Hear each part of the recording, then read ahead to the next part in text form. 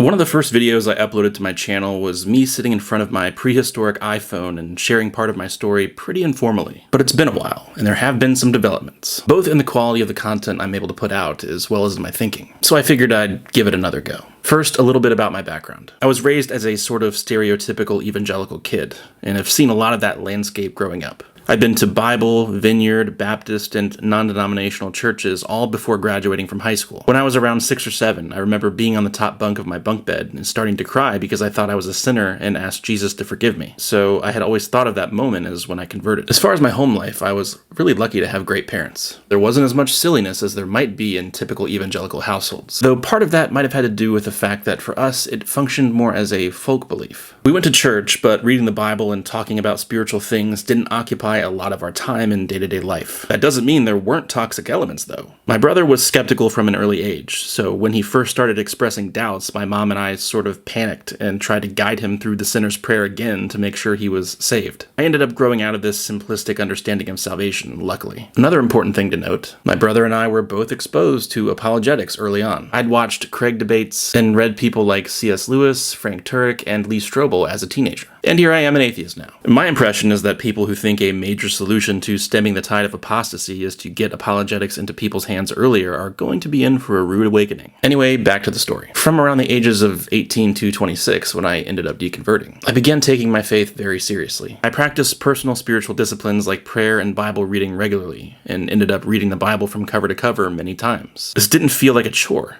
as God's presence seemed real to me. I was active in church, helping out with various ministries, teaching Sunday school, and even in some cases, preaching. Second way to be zealous in prayer is to pray persistently.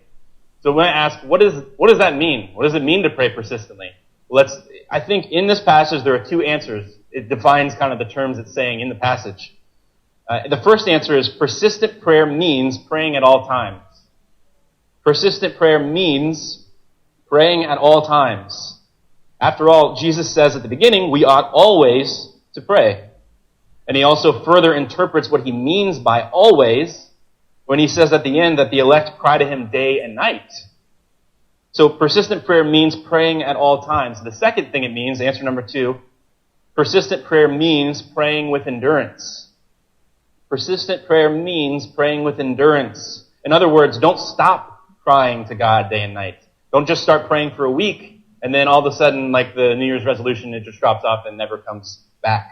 So, how did I get here? One major signpost in my journey was when my younger brother became an atheist in high school. This made me even more interested in being able to make a case for Christianity. Partially due to that, I took an interest in extended evangelism. I do things like read The Reason for God by Tim Keller with people, and I've had many conversations over the years with unbelievers about why they don't believe. But in the process of my own defense of the faith to other people, I started to realize that the arguments weren't as persuasive as I thought they were. That was one piece of it, but it didn't do anything to shake my faith initially. There were a few other things going on below the surface for a number of years. One was the worry that there might not really be anything supernatural going on here. It didn't seem like there was really anything that different about Christians than anyone else. In my own life, there were both times where my spiritual experience of Jesus seemed incredibly real, and others when it was less so. I would of course tell myself that these were just the ups and downs of faith, but I started to wonder whether my spiritual experience was really any different than what people from other religions experienced when seeking to live out their faiths. Due to my voracious Bible reading, I'd always had questions that I wrestled with. The strangeness and violence of the Old Testament is a perennial struggle for many Christians, and I would include myself in that number. Another major issue for me was coming to the realization that trying to decipher the unified teachings on any subject resulted in flattening other passages that seemed equally clear. For example, Jesus couldn't have possibly meant X because somewhere else in the Bible it says Y. For almost any important doctrinal topic, there are Christians who disagree because opposing groups choose different verses that seem the clearest to each group, and it became harder and harder for me to blame them. I could genuinely see where they were coming from, and I now know that's because the Bible isn't univocal.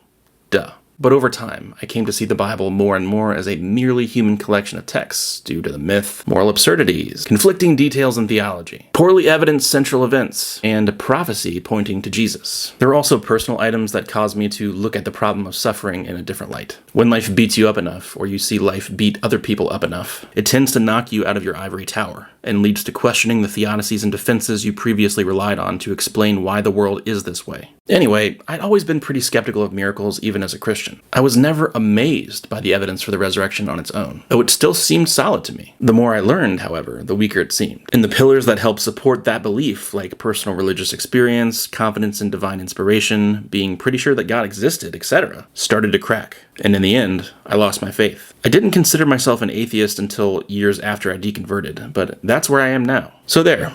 That was a quick overview of why I left Christianity. Hopefully people watching can connect with it and possibly be helped, even if only in a small way. But why don't people like me just mind our own business after walking away? Why do we do this? We have reasons. Tap this video next to me to find out what some of them are.